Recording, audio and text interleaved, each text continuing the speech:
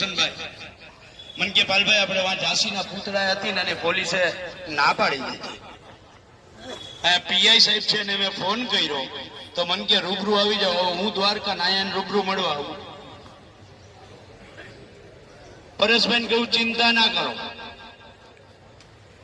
તમે બિંદાસ चिंता ना करो। આપણે કલેક્ટર ઓફિસની અંદર આપણે વાત કરશું। વાત કરવાની જ ના નહીં પાડે ને। આ કલેક્ટર ઓફિસ આપણા બાપની છે। આ કલેક્ટર ઓફિસ આપણા બાપની છે। આમાં એક એક કાકરી જે મુકાણી છે, ખુરશી મુકાણી છે, એના આપણા પરસેવાના ટેક્સના પૈસાથી આ બિલ્ડિંગ બની છે, આ જમીન છે। અને ખુરશી ઉપર બેસનાર કલેક્ટરને પણ હું કહેવા માંગુ છું કે જનતાના સેવક છો। આ માલિક છે, જો આ બેઠા ને આ માલિક છે।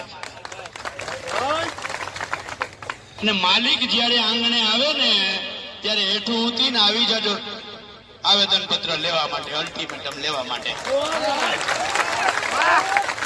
5 જણા આવી જાવ ને 25 જણા આવી જાવ, આમાં છીએ નહીં।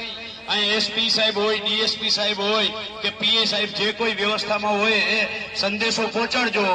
ક્લાસ 1 લેવલના અધિકારી કાં તો કલેક્ટર, કાં તો અધિક કલેક્ટર અથવા તો ડેપ્યુટી કલેક્ટર, જે ક્લાસ 1 લેવલ થી નીચેનો કોઈ અધિકારી આવશે તો અમે અલ્ટિમેટમ નો કાગળ પણ એને નહીં સોંપીએ।